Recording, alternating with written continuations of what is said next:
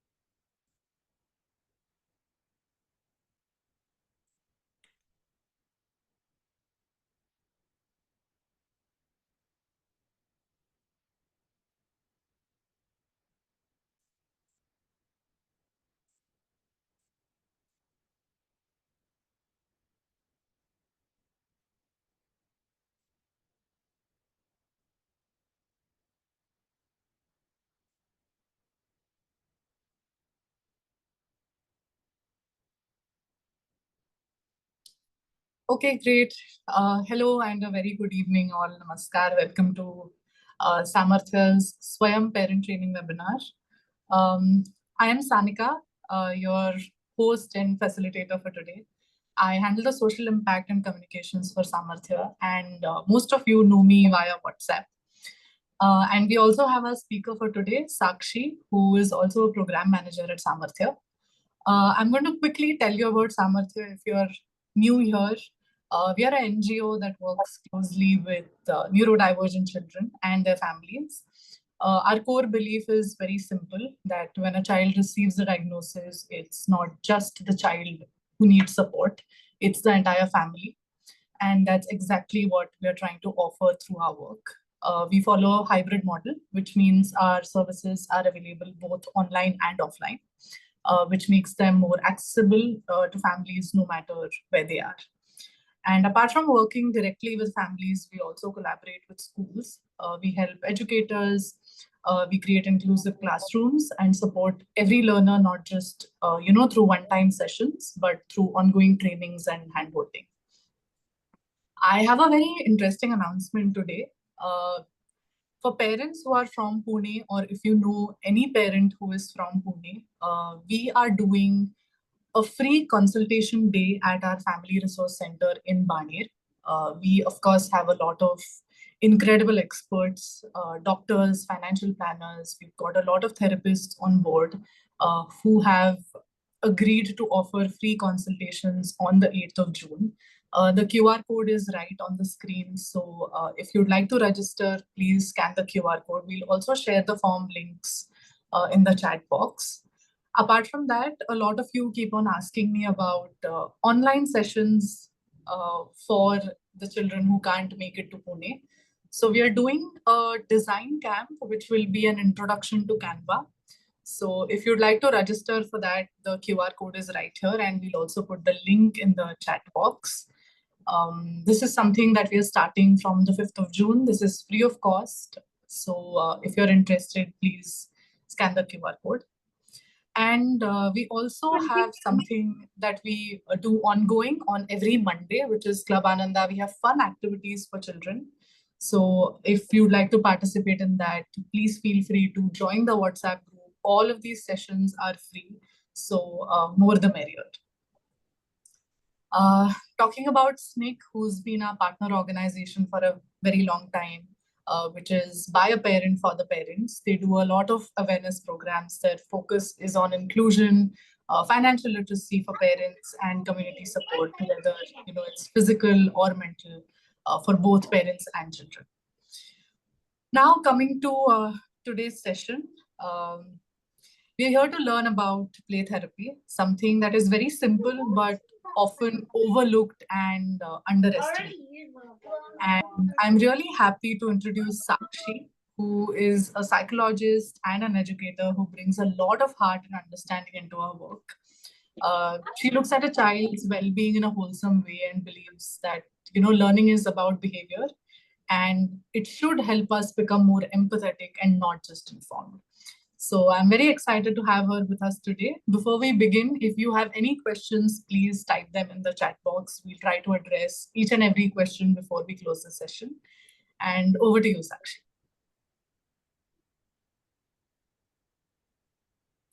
Thank you so much, Sanika. Good evening to all the parents present here. I will just take a second to present my screen.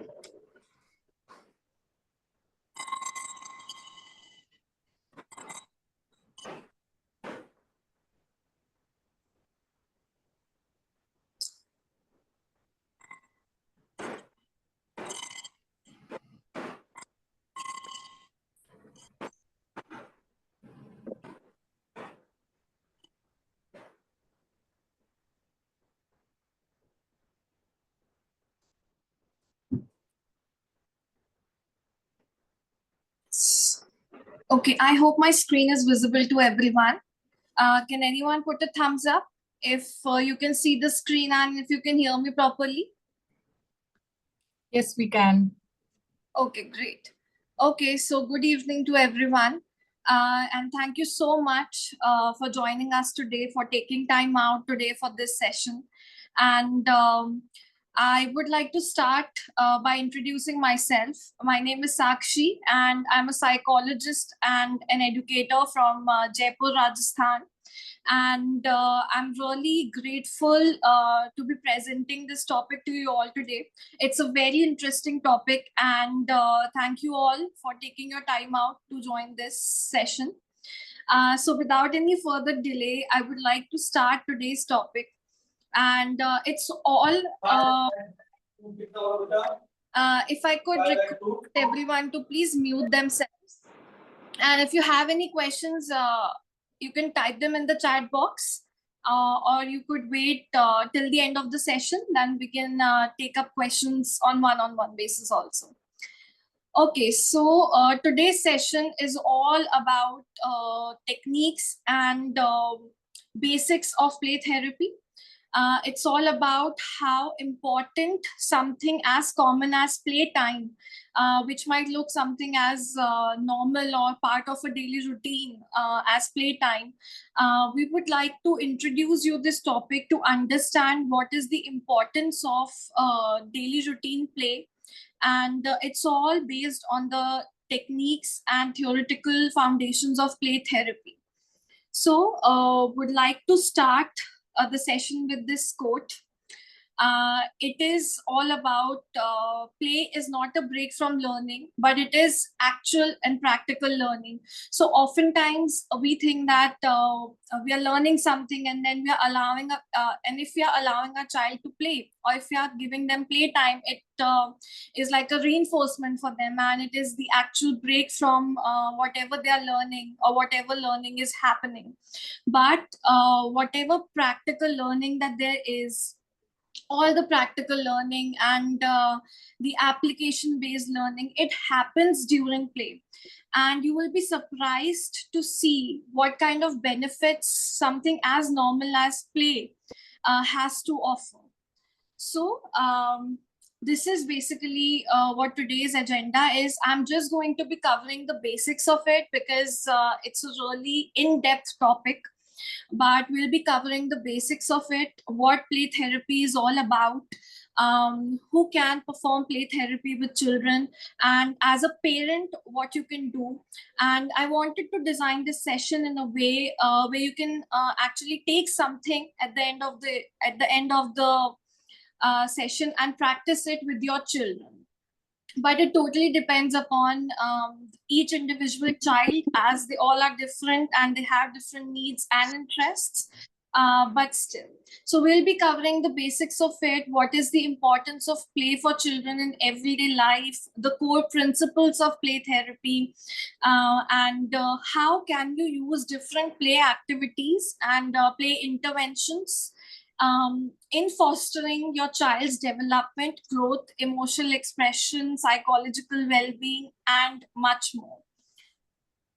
So what really is play therapy all about?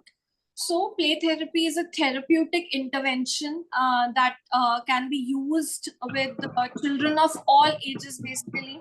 And contrary to popular belief, sometimes even for adults, it works wonders. And I've had personal experiences with that too. Because play therapy, at the end of the day, it gives you a window to express yourself when sometimes we are not able to express ourselves verbally, and sometimes words are just not enough, and especially for children, they don't have that much of a language bandwidth, if we call it. And that's where play techniques and play interventions, they come in handy, because it allows the child to express themselves openly, and it allows the child to just be themselves. So play therapy is all about self-expression and non-verbal communication, and basically it's also about processing life in general. The core principles that play therapy follows are certainly it's child-centered. Obviously, the whole process is for the child. So what I'll just take a moment to tell all of you that what a play therapist does. A play therapist, they recognize your child's strengths and weaknesses, and then they build the whole intervention strategies or techniques to help them grow and develop and reach their full potential. So it is totally child-centered. Each child is different. We have certain techniques, but each child is different. So we need to tweak and modify these techniques according to the child. For example, there's a game of hide and seek, but if there's a child who does not like physical activities that much, can it be tweaked into fulfilling the needs of that child? So play therapy focuses on an individual child. It is completely child-centered. It addresses all the needs and it addresses all the wants that the child has. It is non-directive. Basically, it allows individual child to be themselves. It's all about self-expression. So it cannot be fully structured. It has to be a little unstructured to give the child an autonomy to express themselves. And if there will be autonomy, they'll be able to express who they really are. There are certain rules though, because again, it is a scientific intervention and it is designed that way. But there's a lot of room for self-expression. For example, there's a type of play therapy, it's called expressive arts. So you can give the prompts to the child. For example, you can, give them a sheet of paper and ask them to draw what their favorite toy would look like, or what their perfect day would look like. And then you give the window to the child, however they want to make the art, and whatever medium that they want to use, however they want to express themselves. It's totally dependent upon the child, what they make the sense of this prompt and how they do it. So it's a little structured, but it's very non-directive. Then, of course, when you're practicing all of these techniques with the child, either as a parent, you can obviously learn these techniques as a parent and then practice it with your child. Of course, it's different from what a licensed play therapist would do, but you can definitely learn it as a parent and then practice it with your child to help them support their emotional needs at home. So whoever is practicing these techniques and these activities with the child, they are developing a therapeutic relationship with the child, and it helps in the form of building a social connection. So the child is more comfortable in sharing whatever is happening with them, or they're able to narrate things properly to the whoever is practicing these techniques with them. Then the benefits of playtime, as we talk about, not only play therapy, if your child is engaging in playtime, or there are different types of play. For example, I'll tell you, and I'm sure your child must be engaging in these type of play. There is outdoor play, that is most common type of play.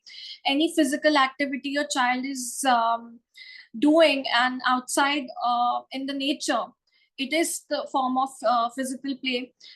It too enhances physical development in the children. And when your child is engaging in pretend play, for example, when they're playing house, or when they're playing kitchen, it is actually fostering their creativity and problem solving skills. It is actually fostering their imagination, and it is enhancing their creative skills.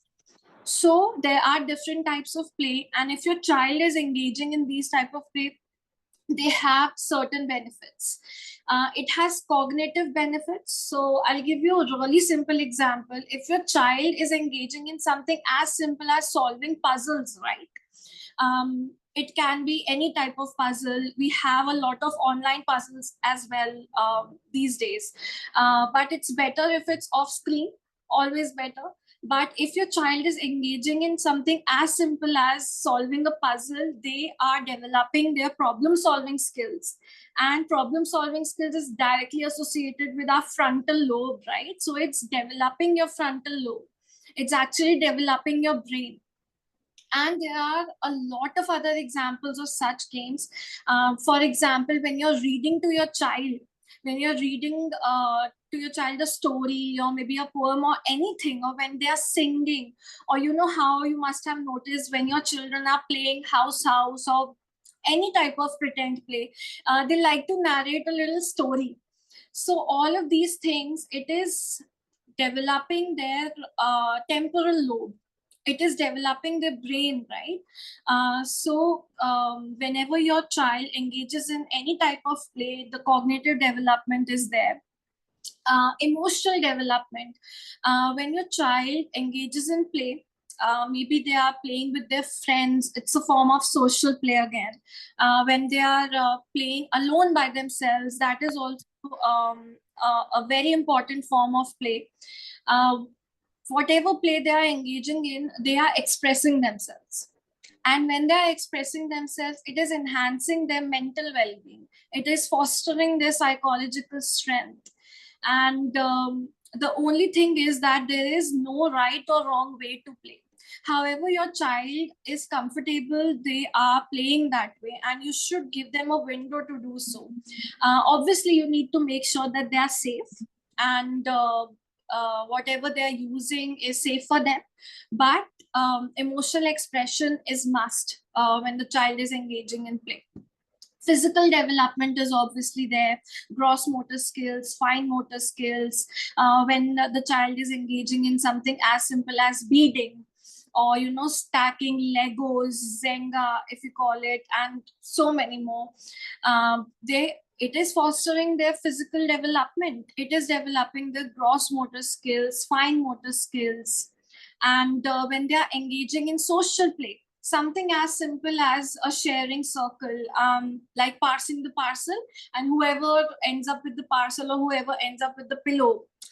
We play this a lot in birthday parties, and they have to perform an activity. This is all example of social play. But what actually it's doing is it is fostering social skills in the child. It is developing their self-esteem and their self-confidence. And then there is language development also. When the child engages in these type of play, they exchange all these narratives with each other, with their peers. It enhances their language development. And then creativity. I already expressed that if your child is engaging in pretend play, children have such great ideas. They're so creative when they are engaged in pretend play. They come up with such great ideas, like I had this child who I worked with, and I asked him that this is your cardboard and you can make anything out of it. And the child made a rocket ship out of it, and he actually sketched little control systems and buttons. So this is all pretend play, and this is enhancing their creativity if you give them a window. So again, to counter a popular belief, if you could all mute yourself, please. There's a disturbance, I feel. Yeah, thank you so much. Yeah, so back to where I was. So contrary to popular belief that we need to invest a lot in the inventory, we need to buy a lot of toys if we want to get started with play therapy techniques. It's not the case. Something as simple as a used cardboard, and children can be so creative with that. So it's all about making the best out of available material that you have. Just pick up the prompts, and there are a lot of prompts available out there, a lot of techniques, and that's why I'm here to help you with these techniques. You take those techniques back to your children, practice it with them, and you will see the difference. You don't need a lot of material. You just need to tweak the activities a little bit according to the interest of your child, and I think you're good to go. So the benefits, they are countless. And when your child is engaging in play, I think the biggest benefit is if you engage with them. For example, whenever your child is playing, just sit with them and observe what they're doing. Or just whenever they're playing pretend play, just try to be a part of it without hampering the process. It fosters the relationship, and it creates a really healthy boundary between the adult and the child. Then these are some examples of certain toys that can be used in certain ways. If you can see on the screen. So for example, first one is nurturing in family toys, we call it. So anything like dolls or safety toys that we have that your child sleeps with. We call it safety blankets also. It can be anything, a soft toy, a sock that your child is attached to, or a blanket that your child does not sleep without. So you can actually use these toys, you can actually use these objects to actually peek deeper into your child's mind, which will help you to build and explore the relationship between you and the child. So just by simply observing what type of play is your child is engaged in, or what type of toys they are, specially attached to, you can learn a lot about the child. You can learn a lot about their interests. You can learn a lot about their needs, likes, dislikes, etc.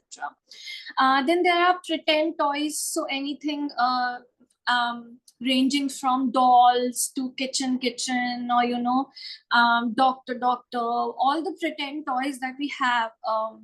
Like if your child is playing, even dress up with a with particular clothes or with particular jewelry. They are playing with puppets. These actually can foster creativity in children, and they can be used to express unexpressed feelings. So when your child is engaged in these type of play activities, these type of pretend plays, notice what they are doing and try to observe them closely. You can get a sneak peek in ways that you can never think of. For example, when you're directly asking the child, how was your day, or what did you do in school, the child might not answer you directly.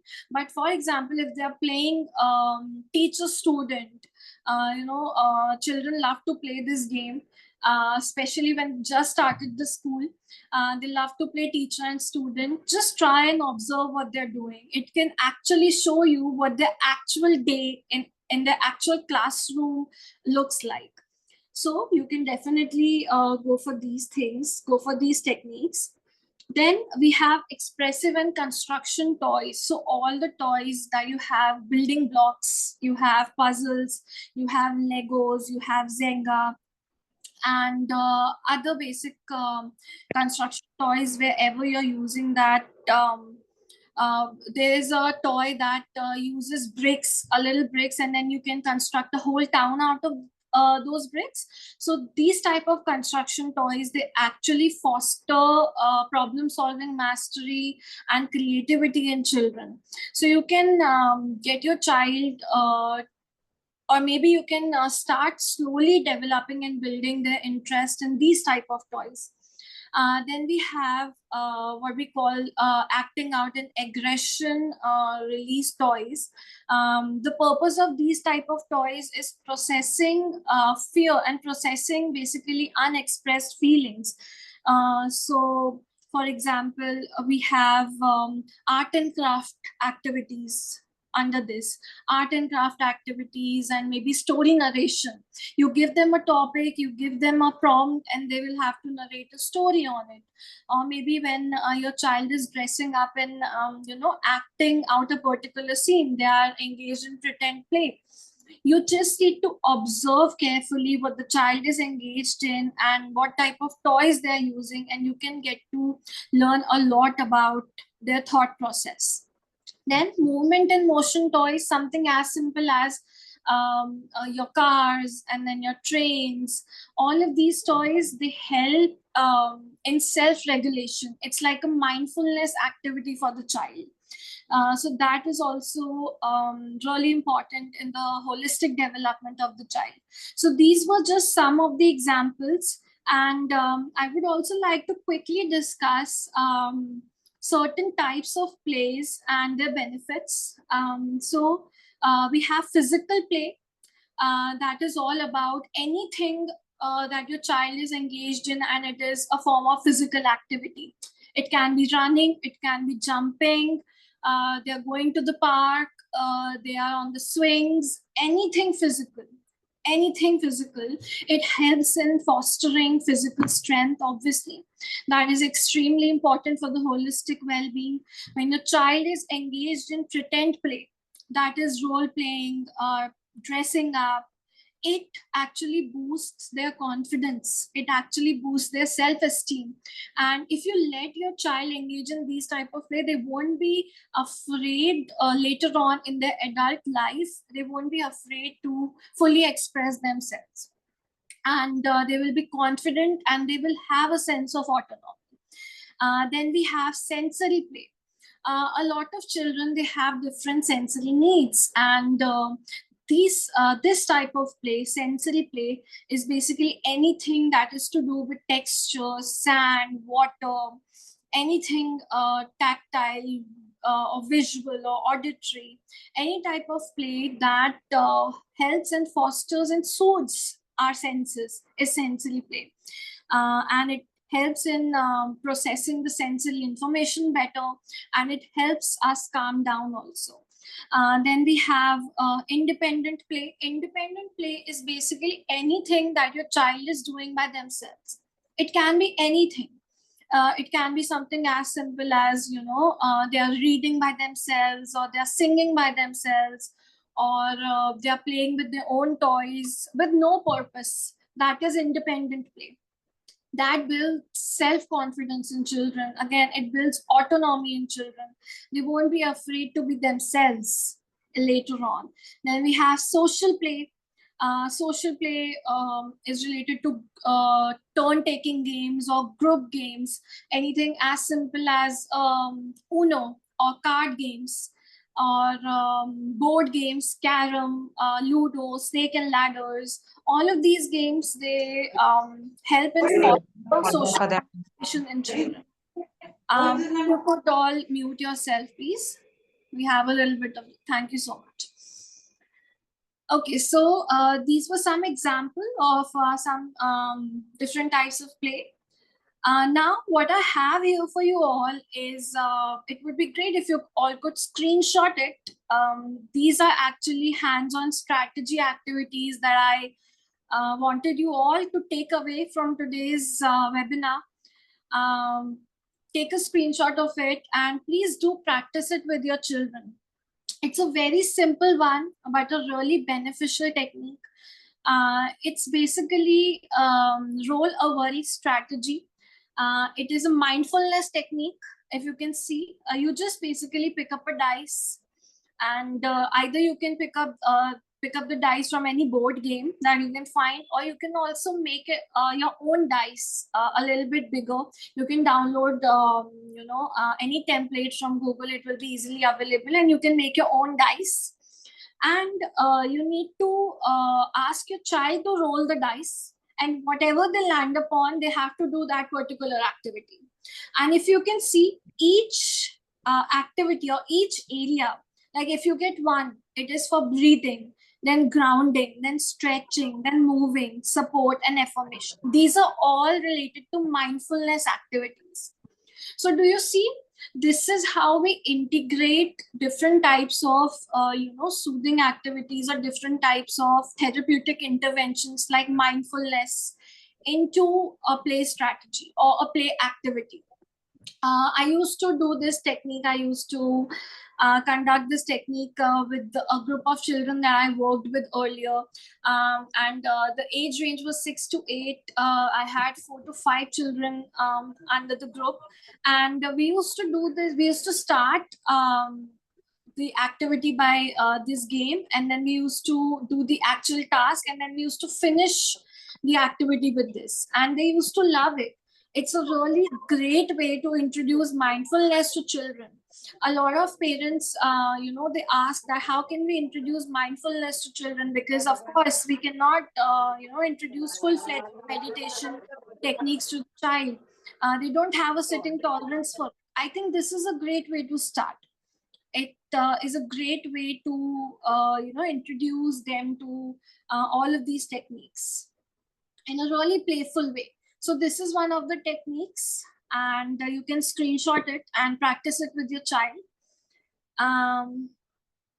Then the next one is talk or do challenges. I will go back to the activities. I'll just guide you through all the ones that I selected for today.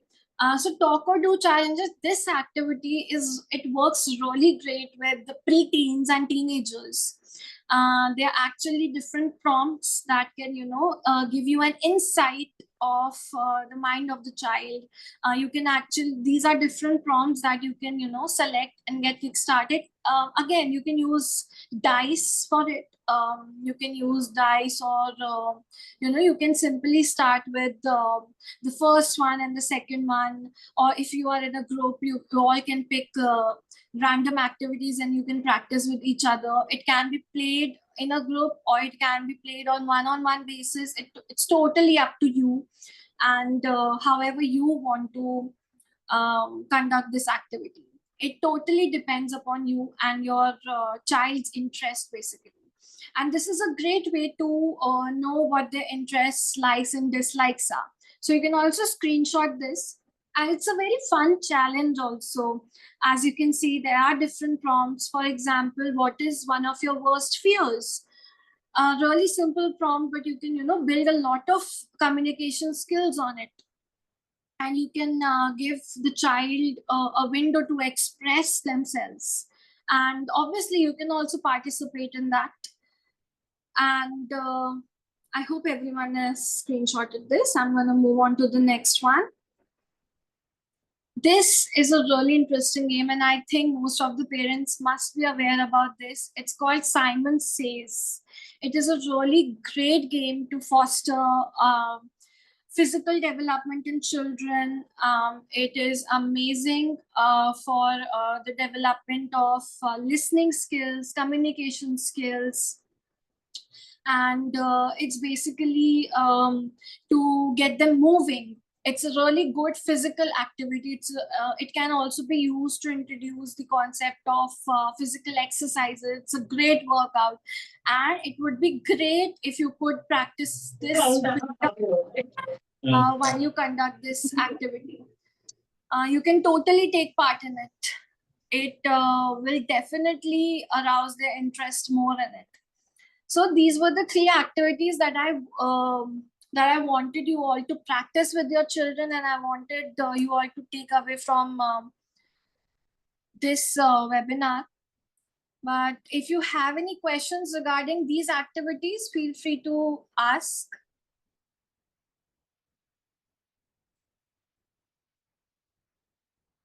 Age limit of this playway, there is no age limit, ma'am. And contrary to popular belief, play therapy, I think most of you might think play therapy only works with children, but it works wonders with adults as well sometimes. Because at the end of the day, it's all about self-expression, and the techniques, they differ a lot. These are just example of some, but we also have expressive arts in it. We have music therapy in it. We have movement therapy in it. There are a lot of different types of play activities and techniques that an individual can engage in. Madam, will you please elaborate this Simon Says activity, please? Sure, words. sir. So, yeah. So, for example, you just have to give them prompts. I'll just give an example. So you have to say, Simon says, shake your whole body. And then the child or whoever you're playing it with, they have to shake their whole body. So whatever is actually written here, they have to perform it. And it will be great if you do it with them. It arouses their interests 100%, and it's a really fun way to engage them into physical play. And they have to follow all the instructions. So it is great to for building instruction following in children, and to develop language skills in children. So you have to basically prompt them. Simon says, shake your whole body. Simon says, stop, and they have to stop. And whoever doesn't stop, if you're doing it in a group, so basically they're out of the game. So it's a really fun game to play in a group setting, or even if you are alone with your child, you can do that. You both can do that. So it's a game like that. I hope it was clear. Okay.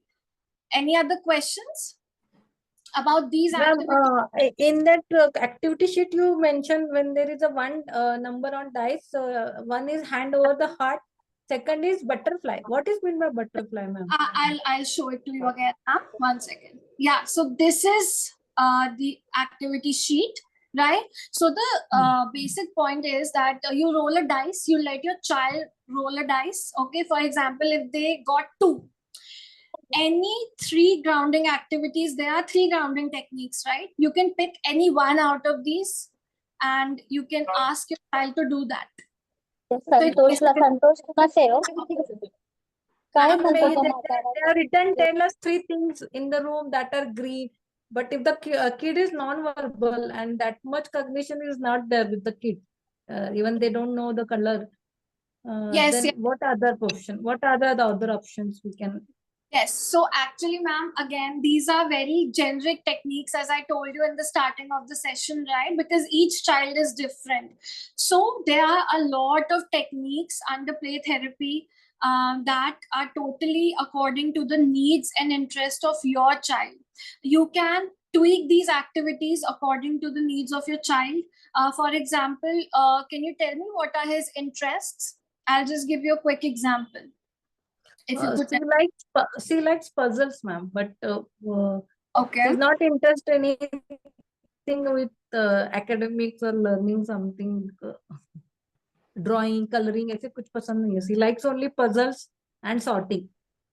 Sorting and puzzles, there are a lot of ma'am, there are a lot of ways in which you can inculcate academics with puzzles and with sorting games. I don't know if you allow screen for your child, but online there are a lot of games as well. You can simply prompt it and you can type it, and I'm sure you'll get a whole list of it. So the basic idea is you need to tweak the activities according to your child. So for example, I'll just give you one example. She likes puzzles, right? So you can replace it with a grounding technique and you can put puzzles over there, right? So you can mix and match. Some things you can keep as it is here, and some things you can replace it with actual interest of your child. So it will be a mix and match. You're not asking them to try that is something totally different and out of their interest, but you're mixing and matching. There are certain things that they like, and there are certain things that are different that they haven't explored yet. So, it can act as a reinforcement. So if she got 2, she can do a puzzle, but then after that she got 1. So she has to do a breathing exercise with you. And the best way is to practice all these activities with your child. You do these activities with them. It will definitely arouse their interest. Spend some time with them. I hope that answers your question. What does indicate the butterfly and bubbles to play? Okay. So you're asking about, it's a breathing technique, ma'am. You will Google it and you will get it. So hand over heart is where you just keep your hand over your heart and do 2-3 deep breaths. And then bubble technique is you know how like we blow a bubble. That is also a breathing technique. So these are all examples of breathing. Thank you. Okay.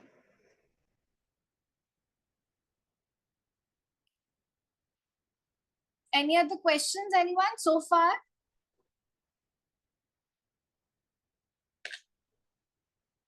And I would also like to mention that, these are just few examples of many techniques that we have. There are a lot of techniques that you can learn as a parent and you can practice it with your child. The basic thing is that there's a particular strategy. You will have to tweak and modify that strategy according to the interest of your child. And for that, you need to observe your children. You need to observe your child to know what their likes and dislikes are, and to make them open to new things. You need to know where their interest actually lies. That's the basic thing. And these are the techniques. I hope everyone has screenshotted it. I'll just go to the second one again.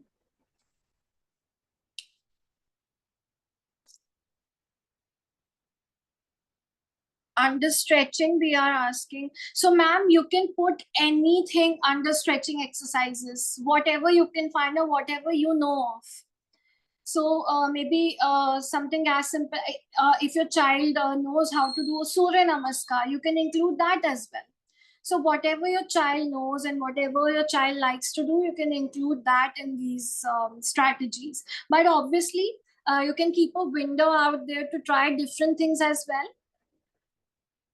Yes.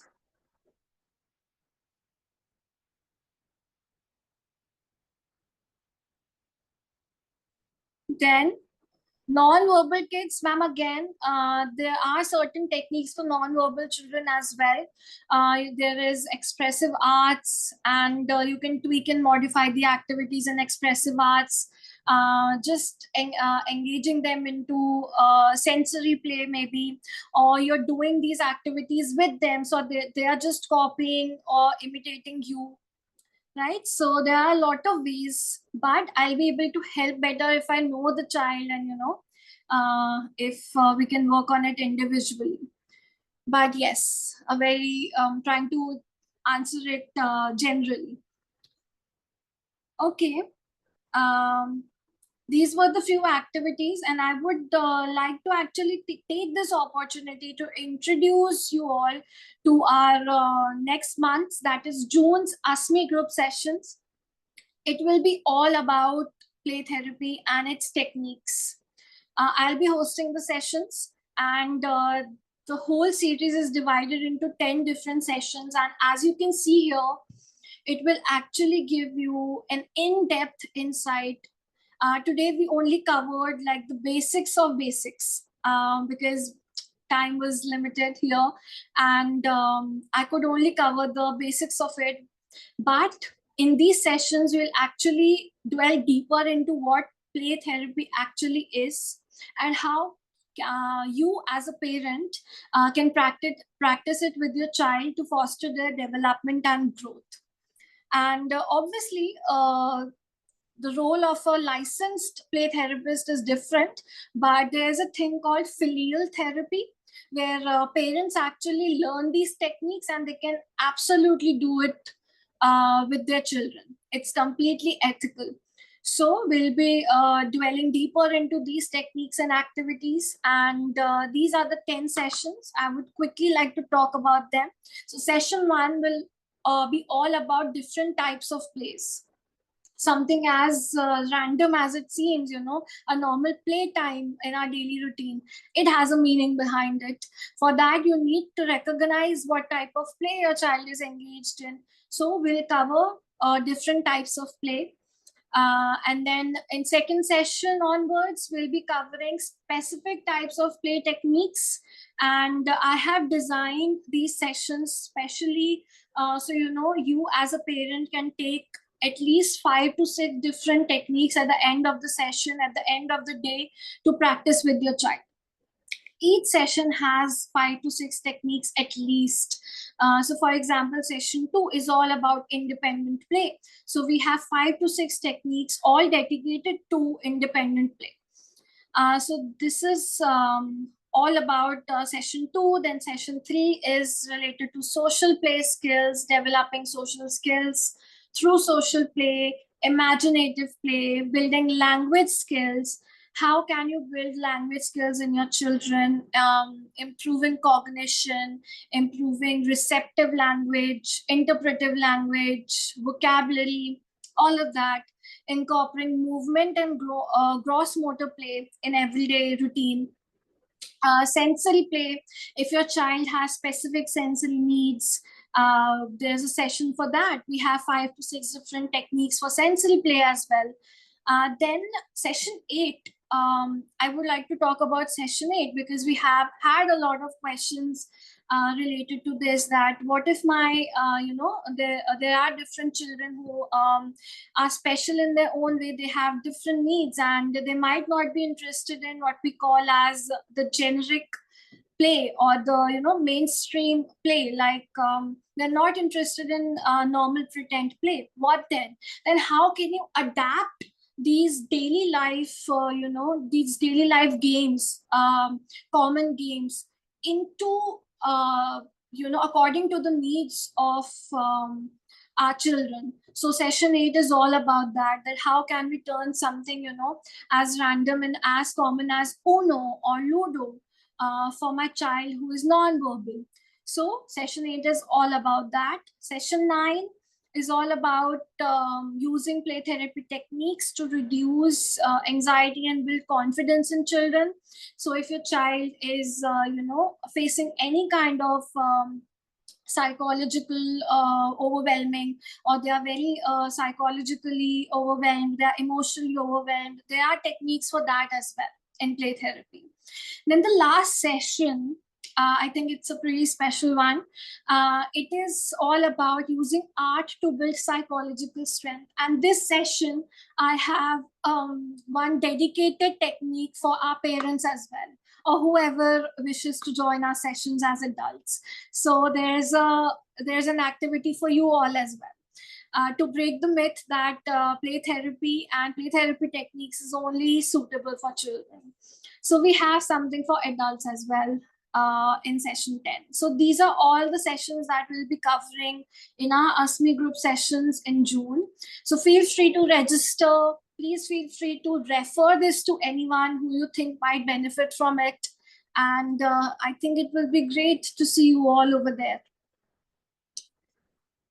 And so if you all have any questions, we can take them up now.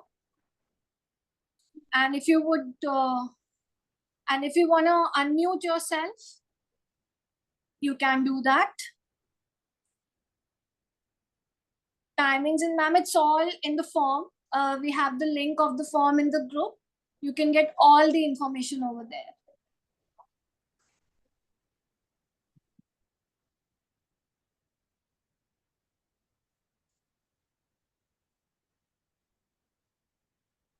If anyone wants to unmute and ask any question, feel free to do so. Hi, Sakshi. This is Jaya. Hello. My son loves to take screenshots, color them, or download the images and label them. And he loves to play certain game, but most of them are the educative toddler game or the grade one activities. But that's what his world is all about. He doesn't like to watch any normal, other talk show or the kids' videos. So how to encourage that? And because he just wants to focus on only on the academic side, what he loves, and loves to watch all the alphabets and the numbers. So he's more into it. Yes, definitely. If I can ask, what's the age of the child? He's 10 years old. 10 years old. So, ma'am, it would be great if you could explore any other interests that he has. And it will happen if you give him a window to explore his emotions and explore his explore his needs basically.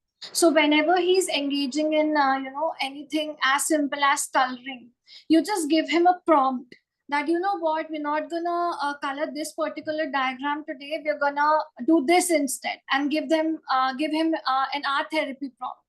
So, maybe you can start with something as simple as, you know what, just draw anything that you want out of your memory. Just draw whatever you want. You're still keeping what he likes in the picture, but you're introducing something else too. So this is how you, prepare him for that transition, if that makes sense. So you will have and modify. Yes. I have been trying. So till now, like on his own, he can draw only a smiley face. Rest, but other thing when he has to come to draw with his hand, or if he has to use his fingers on the screen to draw something, he's not there yet. But when it comes to download the pictures or anything he liked, he wants to take a picture out of it or Google around it, and then starts coloring it. So I want him to transition. That's why I took those same kind of pictures and then I printed it so he can color them.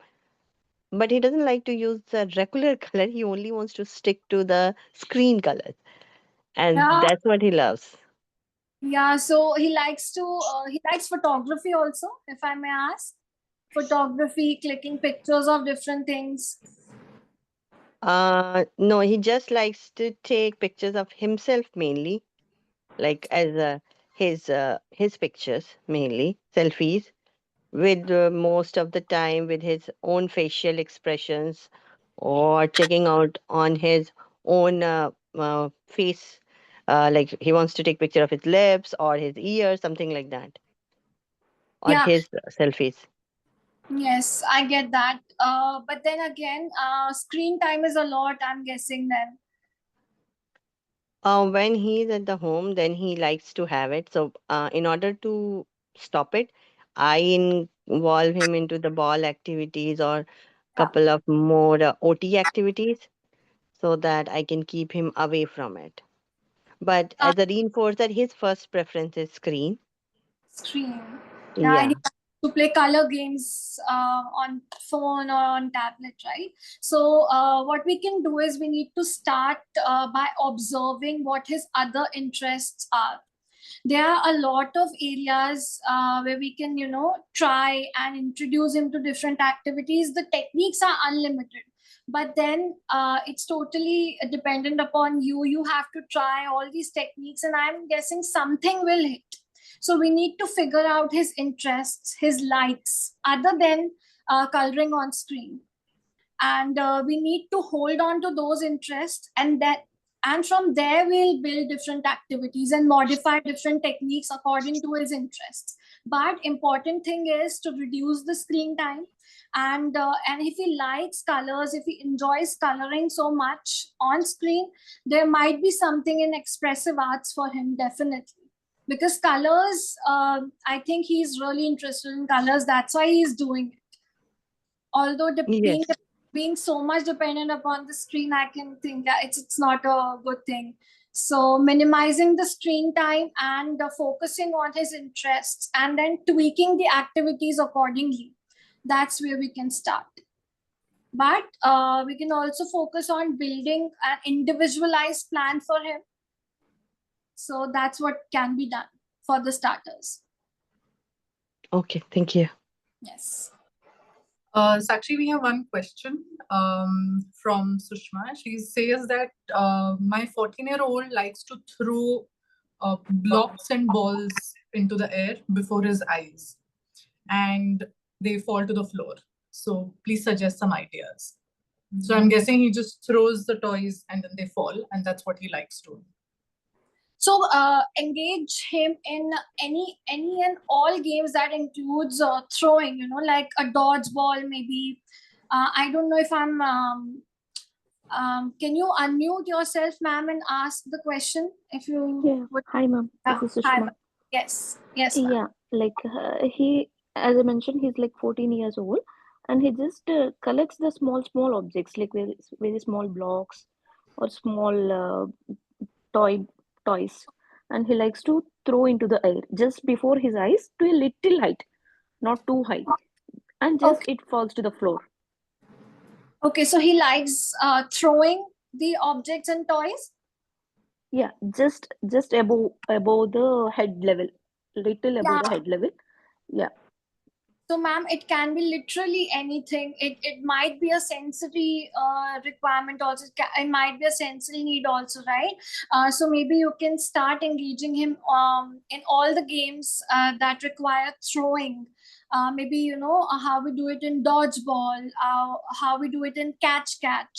And catch is a really, I think, Yeah, underrated. actually, we tried catch, and he was Yes. like literally like 5 to 10 count. He will stay and he'll leave. He's Okay. not. Yeah. Okay, so you can use reinforcements over there then, and keep him engaged in this activity for a little longer run. You know what I mean? So you can actually get that attention out of him. And Okay. yeah, and you can also try other games as well. If you've already tried catch, there are a lot of other games where it requires to throw a ball, or turn this into a fun activity. Ask him to, if he's playing with his toys, ask him to collect all his toys in a bin, and then he's throwing all the toys in a particular bin.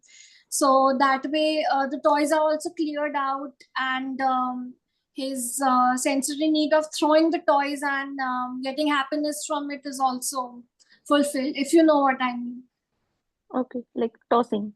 Yeah, You mean to say? tossing. Yeah. And yeah, so basically you need to make a list of all the games that requires participants to toss or throw things. Okay. Yes. Yeah, ma'am. You can try that. And if I can ask, like I have like one more boy, like of 8 years old. So he just want all the things on the floor. whatever the things, like he just doesn't want, I mean, to be messy. I think he wants things to be messy. Everything on the floor, and then he starts playing. Doesn't allow me to clean, or he doesn't allow me to join his play. And how about when he's done? Can you clean the things then? Yeah, maybe like once he sleeps. So I think, I really want to mention here. I know that can be really taxing as a parent or as an adult, I'm sure. But there is no really right or wrong way to play. And until and unless the child is not hurting himself or anyone around him, I think we should just let them be. And I know this is a really hard advice, and it's easier said than done. The problem is it will not have any place even to walk over that place. I know, so maybe what you can do is maybe you can redirect and this is your space. You do whatever you want in this space. I won't come in your space, but this is it. This is your space. You cannot, spill your toys out of this space. So maybe you can do that. You can Okay. start over there. Yes. And asking the child to completely give up what he likes and what he loves, it will only backfire. That's what I've learned in practicing play therapy. So you go 50-50. And I've had this question in our registration form as well. I don't know if that parent is here, that the child does not share his toys. So Yeah, it's me. It's yeah. me. Oh, okay. That's amazing. So, ma'am, you're asking the child to give something he loves a lot. And there's a really deep psychological connection, or, it's his favorite thing in the world. And you're asking him to give that up. So it's not going to work. So what you can do is you can go 50-50, as in, maybe you can introduce him to the concept of sharing or turn taking. Yeah, maybe like just to give you an example, actually he will be playing with the magnetic tiles. So there are lot of tiles, and maybe I'll take a few, like 5 to 10 tiles, and I try to construct something along with him parallelly. But he still doesn't allow me to construct it. He wants everything. He wants to play alone. He wants to Yeah. be individual. Of Yeah. his What's his age, ma'am? 8 years. Yeah, so he's engaged in individual play. That's completely normal according to the developmental trajectory. It's completely normal. Let him be. Let him express himself. Let him be. Yeah. And maybe you can what you can do is you start even smaller. Just sit with him, beside him, and do nothing. Just sit with him. Just observe him. Just sit with him, and don't touch anything for Okay. a couple of days. Yeah. And maybe then take one tile after a couple of days. Maybe you get your own tiles. So that's how we start. We start small, and we'll Okay, get. ma'am. Yeah. Yes, ma'am. Yeah, thank you. Thank you so much for your question. Any other questions? We have one.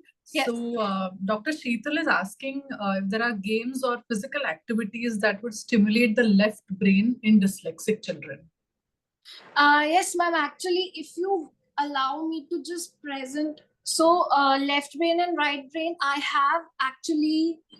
just present my screen very quickly.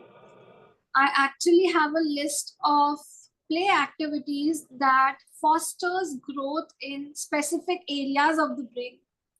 I'll just share that, and you can all screenshot it if you like.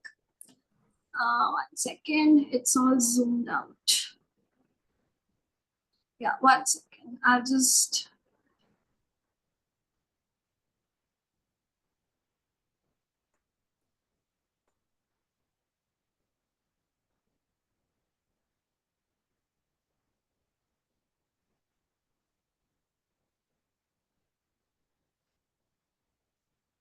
If you all can see here, just squeeze this.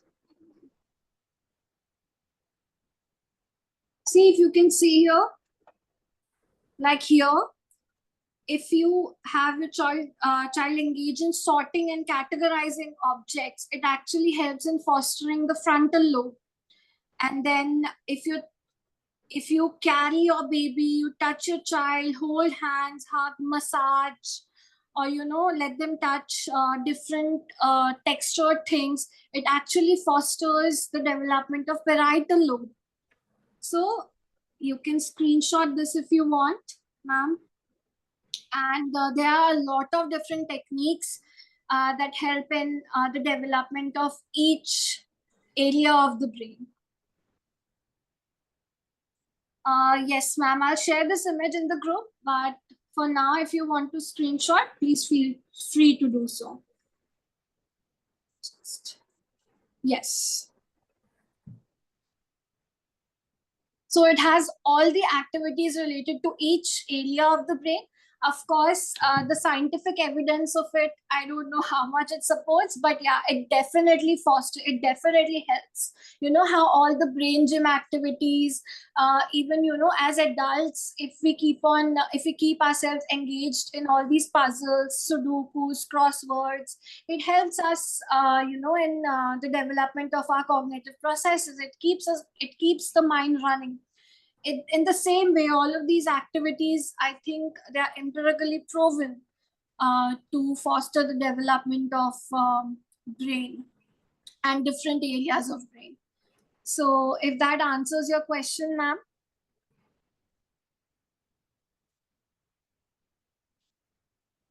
Great. I think Yes, ma'am. parents Thank will you so much. also put this on the WhatsApp groups, all the activities that Sakshi shared. All the resources will be on the WhatsApp group.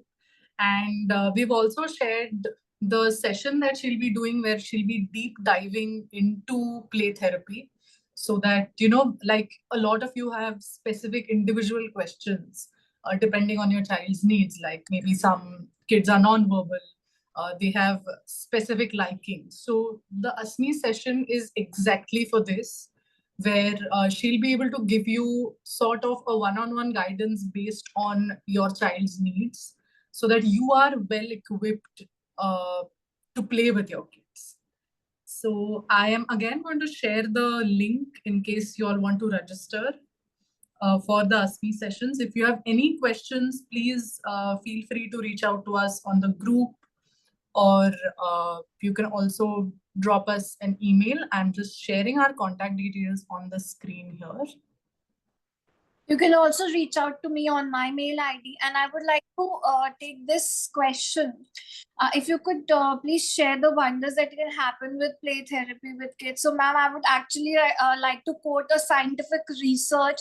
It's empirically, you know, it was researched, and it was found that 71% to 76% to be exact, children who engaged in play therapy, they had some kind of positive outcome. And the benefits, as I discussed, they can be many, ranging from cognitive development to emotional strength. If your child is too shy, they don't talk a lot, the language skills are not there, even other life skills are not there yet, play therapy techniques can help in fostering them. And it is scientifically there. There are empirical evidences and research papers on it. So just wanted to quote that.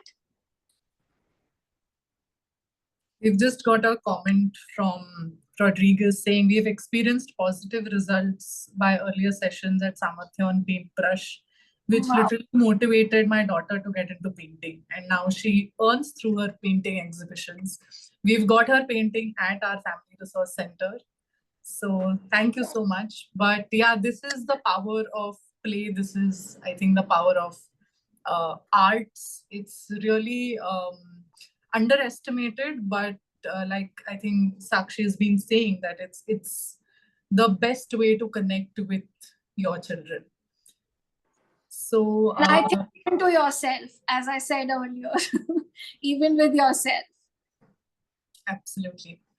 Great. I think with this, we are coming to an end of the session. Thank you so much for joining on a Friday evening. And I hope you all have a wonderful weekend. If you've got any questions, please feel free to reach out to us. And thank you so much. Thank you so much to all the parents for joining. And thank you so much, Sanika, for co-hosting the session. Thank you, Sakshi. We are looking forward to your ASMI sessions. Thank you so much, everyone. Ma'am. मेरे पीछे आ जाओ मेरे पीछे